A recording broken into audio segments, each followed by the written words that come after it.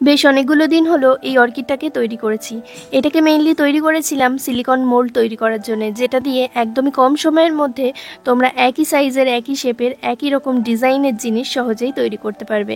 কিভাবে silicon mould তৈরি করতে হয় বাড়িতে সেটা জানতে হলে আমার চ্যানেলের লং ভিডিও তোমরা দেখে নিতে পারো। আর সিলিকন মোল্ড কিন্তু বাজারে অনেক বেশি দামে বিক্রি হয়, তো তোমরা চাইলে বাড়িতেই বানিয়ে নিতে পারো। যাই হোক, এটা যেহেতু অনেক দিন ধরে পড়েছিল তাই এর গায়ে যে ধুলোগুলো ছিল সেগুলোকে আগে ব্রাশ দিয়ে পরিষ্কার করে নিলাম, নয়তো ধুলোর ওপর যদি রং করতাম তাহলে কিন্তু ফিনিশিং একদমই ভালো আসতো না। প্রথমে ভেবেছিলাম এটার কালারটা পুরোটাই হলুদ রাখবো, তারপর ভেবে দেখলাম অর্কিড মানেই রং বেরঙের খেলা আর নানান রকম ডিজাইন। যাই হোক, সেটা ভেবেই আমি এখানে রেড কালারটা অ্যাড করলাম। আর যেহেতু টাসেলের কালারটা ব্ল্যাক, তাই এখানে রেড, ইয়েলো আর ব্ল্যাকের কম্বিনেশনটা মাথায় রেখেই এখানে রেড কালারটা অ্যাড করলাম। এই তিনটের কম্বিনেশন কিন্তু বেশ সুন্দর লাগে দেখতে। কালার করার সময় দেখলাম রঙগুলো বেশ অনেকটাই শুকিয়ে এসেছে, যেহেতু অনেক দিন ব্যবহার করা হয় না, কোনো ভিডিও আপলোড করা হয় না, তাই এর সাথে একটুখানি জল মিশিয়ে নিয়েছিলাম সামান্য পরিমাণে। তবে তোমরা চাইলে কিন্তু যে কোনো মিডিয়াম ইউজ করে এই কালারগুলোকে পাতলা করে নিতে পারো।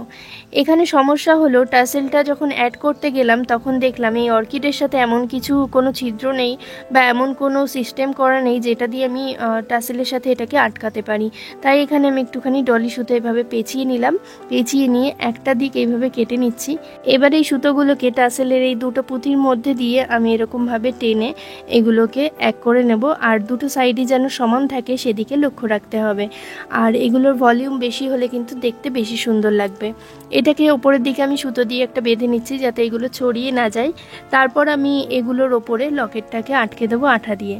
আমি এখানে ফেবিক্রিলের ফেব্রিক গ্লুটা ব্যবহার করছিলাম, কিন্তু গ্লুটা ব্যবহার করতে গিয়ে দেখলাম এর মধ্যে হয় জল ঢুকে গেছে নয়তো আঠাটা নষ্ট হয়ে গেছে।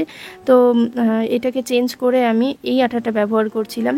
এই আঠাটা কিন্তু সহজেই আটকে যায় আর খুব ভালো আঠা এটা।